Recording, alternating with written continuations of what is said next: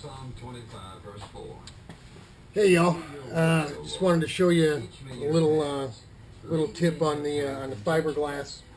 You see, when you get a raw cut edge like that, especially on the first layer, you don't want to try to overlap stuff like that. So here, I'll show you. You are going to want to tear it. If you have a sharp edge like this, and you overlay another sharp edge on top of it, underneath, you're going to have a little air void there.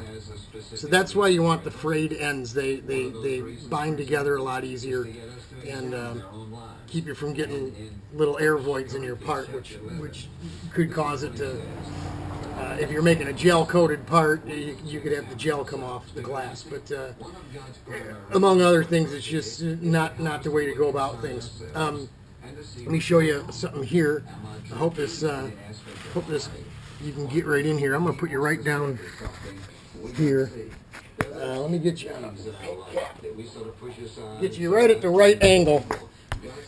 When you're going this direction and around a sharp edge at the same time, you will end up getting an air void on one side or the other. Because we're going to cut this surface out, if we're going to have an air void at all, we want it on this part. We really don't want any of them, and there is a way to work around this. When you put a piece of glass here, you want to cover as much of the area as you can. You don't want to leave it too long, because that is what causes the air bubble. This stuff is stiff. It has binder in it. The binder actually holds these. They're just glass strands. A machine actually puts all these glass strands down and binds them together with a chemical. So the binder is stiff. You see how it just bounces right back, right? So if you try to put this down, it's gonna bubble up on the top. So how do we get around that? Well, there's a couple different ways of doing it. A lot of guys just throw more resin to it, and that doesn't fix it, especially after you've got multiple layers. Making this leg shorter doesn't help either. It'll make it want to pop back even more. So what you want to do is you want to do a relief cut. You want to pull into it, tear into it, and then make sure that you're folding them over, one under the other. And then when you come back here and you try to push it down now, you're not getting that bubbling up effect. So you put multiple relief tears in your material in those tight and crazy areas where it's got to bend and sweep at the same time, especially on a sharp edge like this here. That's the best I can do.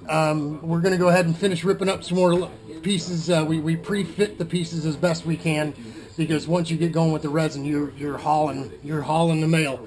So from there on out, you don't want to have to stop to shred this stuff if you don't have to. In my experience, when you start getting the fibers all over your gloves, it makes a mess. If you keep your hands clean, you can get through this stuff a lot quicker, and that's just from experience. So that's it. This is 1.5 ounce weight material, and we were going to go with 2 layers on the whole thing. We may go ahead and put a little extra layer around just right around the bottom edge to be able to grind to get that to fit the hole, to custom fit the hole. But that's it. I'm going to go ahead and get this thing laid up, and I probably won't bring you any of the laying because I want to make sure I get it done. We're TikTok, right? That's it. I'll bring you the laid up piece as soon as I get the gloves off, though, okay?